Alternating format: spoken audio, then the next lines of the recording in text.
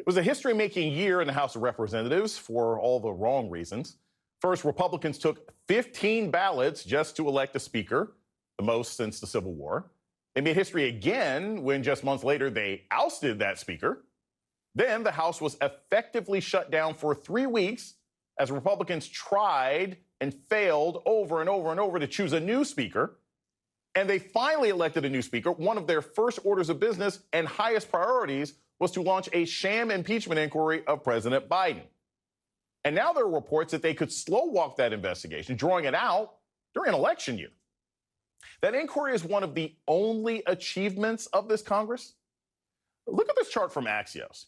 Using data compiled by the data analytics firm Quorum, it shows that the number of laws passed by each two-year congressional session since 1989. Hundreds of bills until you get to right now. Halfway through the 118th congressional session. See that tiny sliver of red at the end?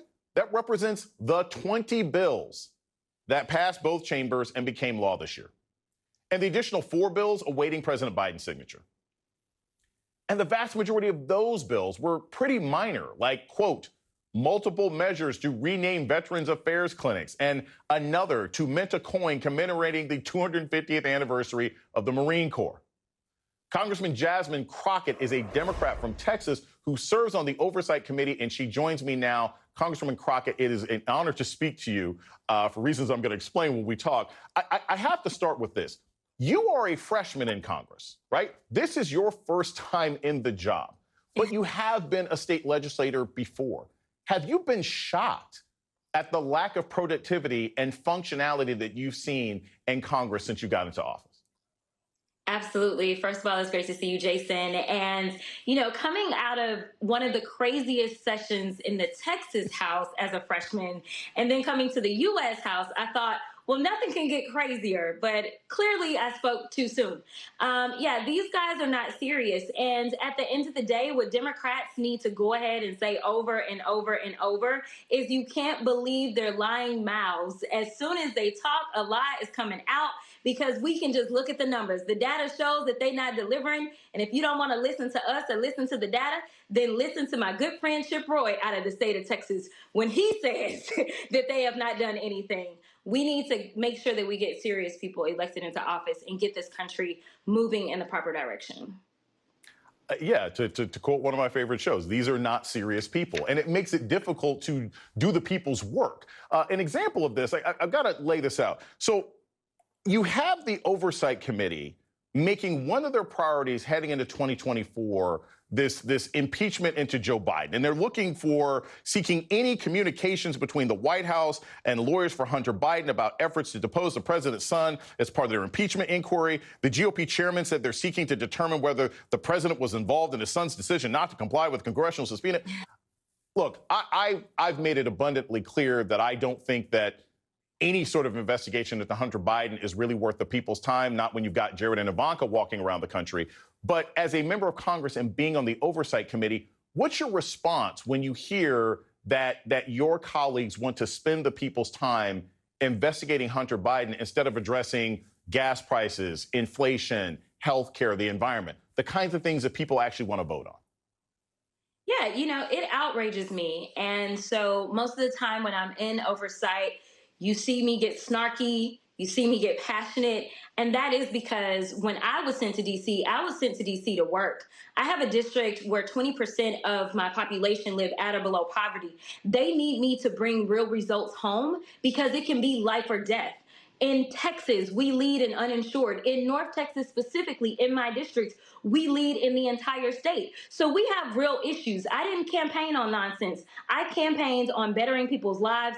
That means economically, that means in the housing sphere, that means in education, that means in freedom overall. These are the things I campaigned on. And so I really want to do the people's work. But let me tell you this, Jason. One of the amazing things about coming into this session has been all the amazing work that went into the last session. I've been able to just drop off check after check after check. I brought home almost $200 million to my district, not because of anything happened in this session, but because of everything that happened when Joe Biden had a Democratic House as well as a Democratic Senate. So I want to say this. You are the most shared member of Congress amongst my students.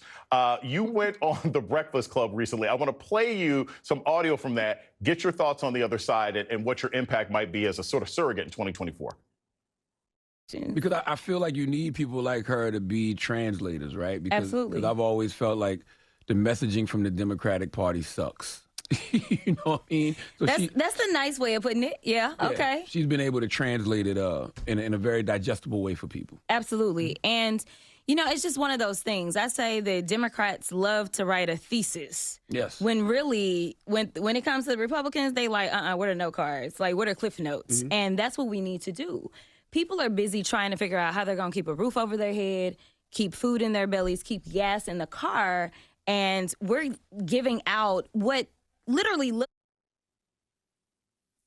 So, Congressman Crockett, one of the reasons, like I said, that I mentioned that I have my students, I'm a professor at Morgan State University, it's at HBCU. You are actually a member of Congress that my students know of. What do you think your role could be in 2024 as a surrogate who actually seems to be able to deliver a message? Because one of the biggest reasons for Biden's sort of questionable poll numbers is because young people, especially young Black people and people of color, seem to think he doesn't have a message for them. Yeah, so first of all, I'm going to do everything that I can to make sure that President Biden and Vice President Kamala Harris are reelected, and not necessarily because they're Democrats. It has nothing to do with that. It has everything to do with democracy in and of itself. And I think that I make it plain. So many people are trying to make it about the individuals themselves. And to be clear, they both have amazing records to run on. I don't want to diminish that, right?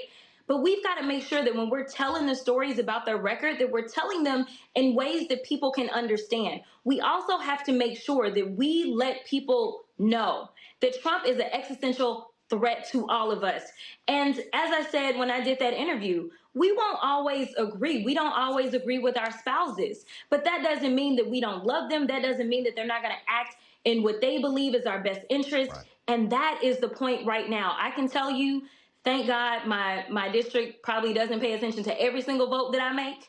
But, you know, I'm sure that somebody disagrees with a vote here and there. But at the end of the day, you got to know that my heart is in the right place and I'm doing everything that I can. And that's the exact same thing that we're getting out of the president. You may not agree with everything this administration does, but just know that they are doing their darndest. When they tried to deliver on student loan debt, they didn't get to because of what Trump had done, right? Because of who he had put on the Supreme Court as he stole seats. It's not that they're not trying. And I also need people to understand that he's not the president of the world. A president is a president for us of the United States. And we have two other branches. So y'all need to pay attention to who all is going to be on this team to help this president execute an agenda that we can all live with.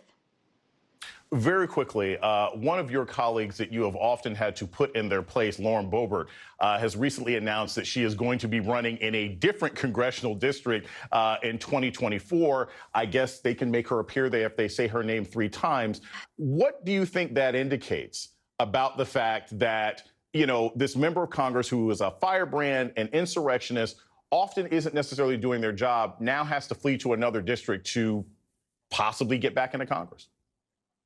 Yeah, I think that this is the warning sign that the Republicans know. They can see what's happening. They know that a Lauren Boebert, and honestly, it doesn't really matter what Republican you run in that district. When we look at the Republicans that are currently sitting in the House, regardless of what they say, they elected unanimously to put MAGA Mike at the head of the House. So I don't care if they say they're middle ground. I don't care if they want to claim that they're not like the Lauren Boeberts of the world, but they did that along with voting for the impeachment inquiry on Joe Biden, even when people like Kim Buck said there's not enough here. So let me tell you, right now, Republicans are all MAGA based on their voting record, but they know that a Lauren Boebert cannot win in a swing district.